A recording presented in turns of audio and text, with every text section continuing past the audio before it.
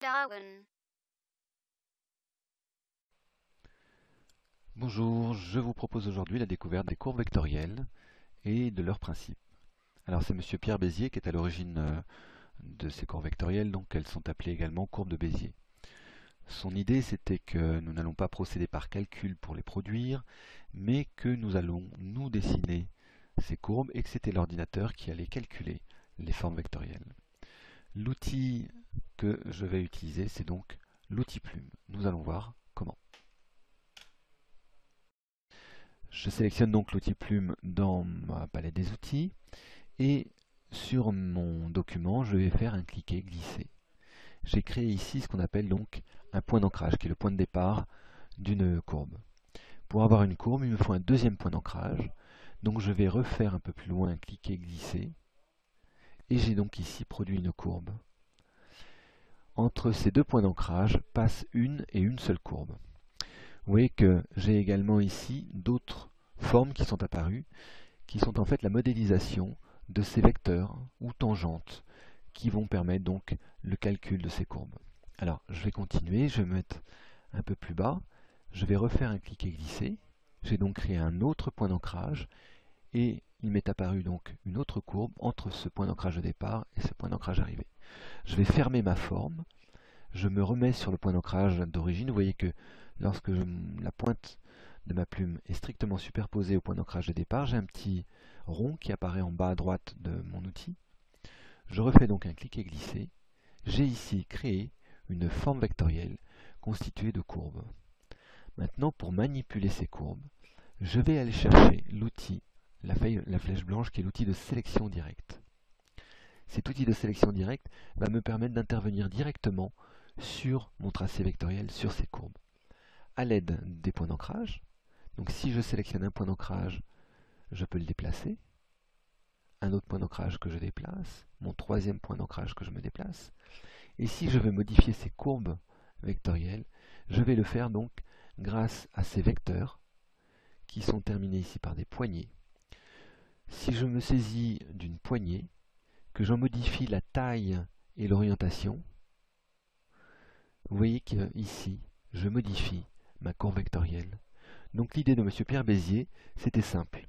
Nous créons, nous, des formes, donc nous dessinons des courbes, que nous allons manipuler ensuite grâce à ces poignées, et c'est l'ordinateur qui retranscrit ces formules de dessin en formules mathématiques, donc calculées par l'ordinateur. Les courbes comportent des poignées donc de chaque côté. Ces poignées me permettent donc d'intervenir sur les parties des courbes ici qu'elles maîtrisent. Si je clique ici, je fais apparaître donc la poignée supérieure et inférieure de cette courbe que je peux ici modifier. Même chose ici, je vais cliquer sur le point d'ancrage, je fais apparaître la poignée de ce côté qui me permet de modifier cette courbe-là. Donc vous voyez un principe extrêmement simple qui, grâce simplement à la manipulation de poignées, me permet de redessiner ces courbes, et ces courbes sont stockées par une formulation mathématique donc dans votre document. Alors si je développe le menu des outils plumes, en fait, vous voyez que j'ai d'autres outils plumes. J'ai l'outil d'ajout de point d'ancrage, la plume plus, et l'outil de suppression d'ancrage, la plume moins. En fait, il vous suffit de conserver l'outil plume normale, celle qui est sélectionnée au départ. Cet outil plume comporte les deux autres outils dans sa forme. Si je me place sur une partie de mon tracé qui ne comporte pas d'un point d'ancrage, vous voyez que j'ai un petit plus qui apparaît. Et si je clique, j'ai généré ici un nouveau point d'ancrage. C'est donc l'équivalent ici de l'outil d'ajout de point d'ancrage. Et si je me positionne sur un point d'ancrage existant, vous voyez que j'ai un petit moins qui apparaît. Si je clique, je supprime ce point d'ancrage. C'est l'équivalent de l'outil de suppression de point d'ancrage. Et puis j'ai un troisième outil, qui est l'outil de conversion du point d'ancrage. Alors lui, il a un rôle un peu plus étendu.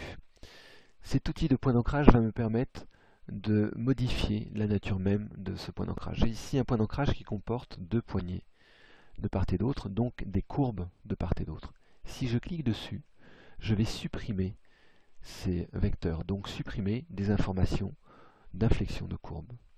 Si je fais la même chose ici, j'ai supprimé là aussi des informations de courbure, je me retrouve ici avec un segment de droite. Et si je clique sur mon troisième point d'ancrage, j'ai supprimé toute courbure de ma forme, je me retrouve donc avec un triangle, constitué toujours de mes 3 points d'ancrage, mais comme je n'ai plus d'informations d'inflexion, de courbure, j'ai ici des segments de droite, donc un triangle. Je reprends cet outil de conversion du point d'ancrage. À partir d'un point d'ancrage qui ne comporte pas de vecteur, si je fais un clic et glisser, vous voyez que je vais réextraire de ce point d'ancrage des vecteurs et donc ici retrouver des courbes. Et puis, vous pouvez voir que si je modifie ici la direction d'une poignée, donc d'un vecteur, par opposition, j'ai une symétrie opposée de l'autre vecteur. Et bien cet outil de conversion du point d'ancrage va me permettre également de rompre cette symétrie et donc d'obtenir ici des sommets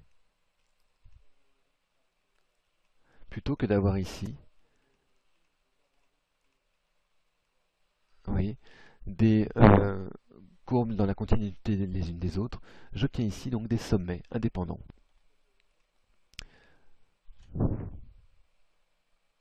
Toujours avec cet outil de conversion du point d'ancrage, si je me place sur un point d'ancrage qui comporte des sommets, je fais un clic et glisser, et je vais donc ici retrouver la symétrie de mes courbes. Donc vous voyez que cet outil plume en fait est riche d'autres outils, l'outil d'ajout, de suppression de point d'ancrage et l'outil de conversion du point d'ancrage. Grâce à ces combinaisons d'outils, vous allez pouvoir créer toutes les formes que vous souhaitez. Celles-ci restent modifiables et à l'infini, hein, et toujours sans perte de qualité. C'est donc le point fort de ces courbes vectorielles.